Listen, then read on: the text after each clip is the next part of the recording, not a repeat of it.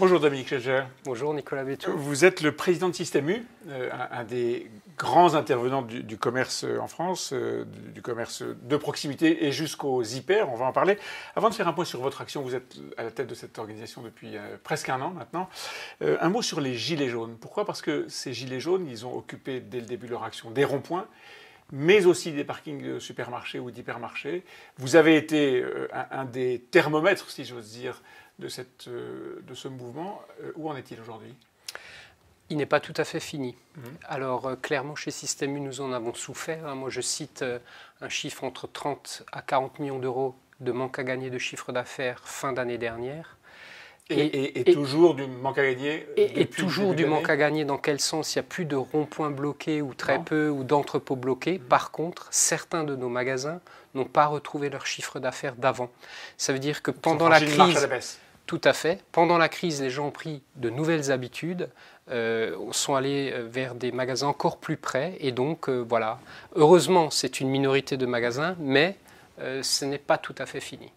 Au cœur de cette problématique des gilets jaunes, il y avait le pouvoir d'achat, le ras-le-bol fiscal et le pouvoir d'achat. Le pouvoir d'achat, vous êtes un des acteurs de ce pouvoir d'achat ou de ce manque de pouvoir d'achat.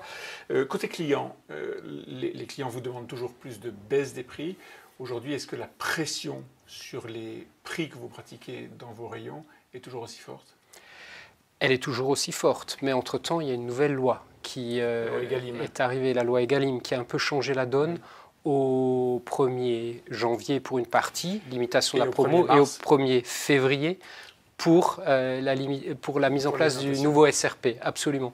Et donc là, le but, c'est quoi? C'est de desserrer un peu cette pression sur les prix au profit du revenu du monde agricole. On va y revenir, là, c'est le côté fournisseur, mais côté client, qu'est-ce qui se passe? Côté client, écoutez, une étude du cabinet IRI vient de mesurer que l'impact de la loi est quasiment neutre parce que, bien sûr, un certain nombre de produits, suite à la loi, ont augmenté, mais nous, distributeurs, tenant compte de la situation du pouvoir d'achat des gens, on a fait des efforts, et notamment sur notre marque distributeur. Et donc, l'un dans l'autre, l'impact est neutre pour les clients. Est-ce que le prix est toujours au cœur de la volonté du client de venir chez vous, chez Système U ou d'autres grands réseaux d'hypermarchés? Il reste au cœur des préoccupations, mais c'est la motivation numéro un.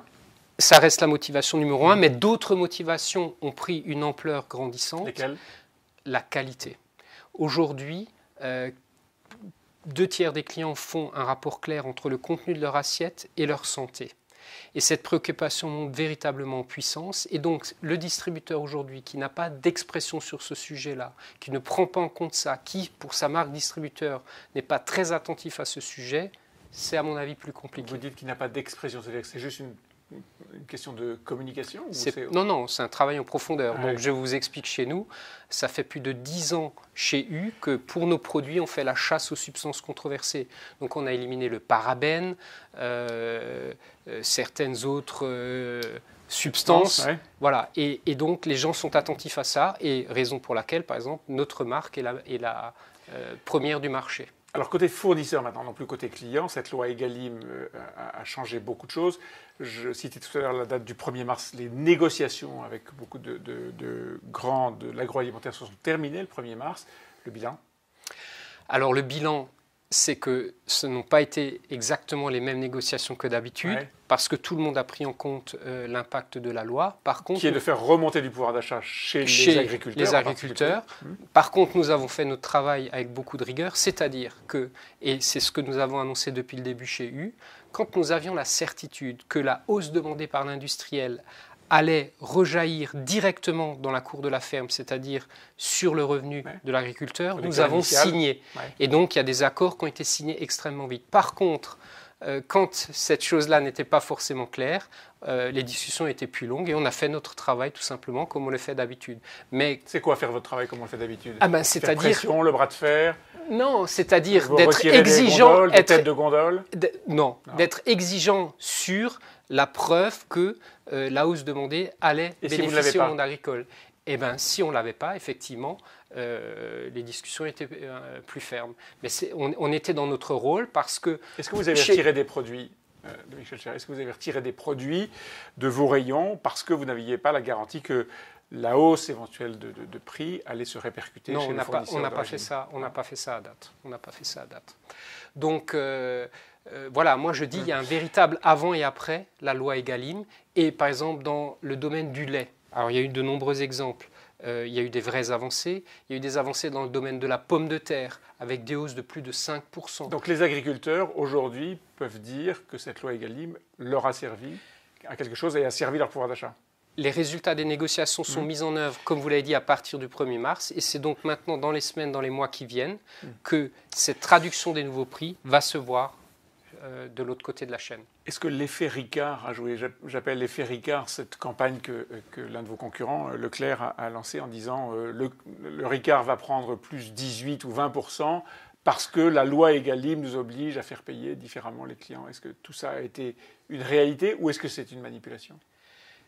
Il y a eu, on a fait peur, un certain nombre de confrères ou d'autres acteurs parties prenantes ont fait peur. En fait, et on pensait qu'il y aurait un choc au 1er février. Il n'y a pas eu de choc.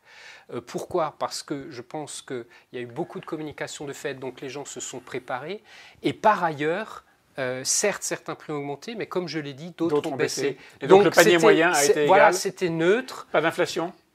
Pas d'inflation à date. Après, il y a de l'inflation due à des revalorisations de matières premières, la pomme de terre, etc. Mais plus pour des raisons de cours, mais pas pour des raisons de la loi. Vous disiez tout à l'heure qu'après l'effet gilet jaune, on a pu constater, vous avez pu constater que des clients ne revenaient pas dans les hypermarchés ou dans les grands supermarchés, dans certains magasins, ils préféraient la proximité. Le commerce change. Est-ce que vous êtes prêt à affronter soit cette demande de proximité, soit ce qu'est le commerce Internet, c'est-à-dire la livraison à domicile et la facilité en un clic à acheter des produits? Oui, le commerce est en profonde mutation, mais notre modèle chez U est relativement résilient parce que nous sommes en proximité. 50% de nos magasins sont dans des communes de moins de 5000 habitants. Donc de petite taille. De petite taille. Donc nous sommes des lieux sociaux, des lieux de vie. Et il y a une thèse aux États-Unis actuellement qui est la retail apocalypse, donc l'explosion du commerce face à l'amazonisation. Le commerce de détail. Hein. Le commerce de détail. L'apocalypse du commerce de détail. L'apocalypse du commerce. On n'y croit pas parce que les magasins sont aussi des lieux de vie et ces lieux de vie sont irremplaçables dans les territoires où nous sommes. Par contre, bien sûr, dans un milieu plus urbain, il faut s'adapter et on le fait. Les plus grandes surfaces doivent s'adapter. Doivent s'adapter. Les plus petites doivent proposer la livraison à domicile, la commande à distance, bien sûr, parce que le comportement des urbains, et nous, les gens le font en général, et nous le faisons en particulier, bien sûr. Et ça monte en puissance. Mais notre conviction est que toutes ces tendances-là ne vont pas 100% évidemment remplacer le commerce physique, comme certains le disent. Tout le commerce physique. Bien sûr. Il n'empêche que vous êtes une coopérative, c'est-à-dire que votre système de commandement et, j'allais dire, la machine capitaliste n'est pas la même que pour ces géants, par exemple du commerce Internet, je pense à Amazon. Est-ce que vous avez les moyens d'investir suffisamment pour résister à ces grandes mutations ? Alors nous investissons de manière plus maligne. J'ai souvent cette discussion avec mes confrères qui disent « Oh, tu sais, moi j'ai dépensé des dizaines de millions d'euros en vain sur des nouveautés digitales qui n'ont rien donné. » Par chance, nous n'avions pas ces moyens et donc chaque fois que nous avons investi, nous l'avons fait à bon escient, avec beaucoup de bon sens. Donc voilà, ça c'est une façon. L'autre façon, c'est de trouver des alliances, de trouver des partenaires qui vont nous aider à approfondir tel ou tel sujet, intelligence artificielle ou autre. Donc voilà, on peut résister de manière différente. Chez nous, on dit autrement à la grande vague. Autrement, c'est votre slogan. Certains de vos concurrents, je pense à Monoprix par exemple, ont signé des accords avec Amazon. Est-ce que c'est faire entrer le loup dans la bergerie ou est-ce que c'est une façon d'apprendre plus vite ? Tout le monde a discuté avec Amazon et donc très clairement Système U aussi. Nous avons fait le choix de ne pas y aller aujourd'hui pour préserver notre trésor qui sont nos données. Parce que qu'est-ce qui intéresse les grands aussi derrière, c'est de récupérer la connaissance de nos clients, son panier moyen, voilà, etc., son comportement. Et ça pour nous c'est notre trésor, je le répète encore une fois, et donc on n'a pas voulu aller dans cette voie-là, et on préfère des partenariats plus français. Donc chez U, on multiplie les partenariats avec des startups françaises. Et qui vous donnent des bons résultats ? Et qui nous donnent des bons résultats. Plus lentement, mais plus lentement, sûrement, c'est ça ? Mais voilà, mais de manière extrêmement précise sur tel ou tel thème. Et quand on regarde nos résultats, on voit que ce modèle-là est résilient aussi. Modèle résilient. Merci Dominique Schelcher, modèle résilient de Système U. Merci.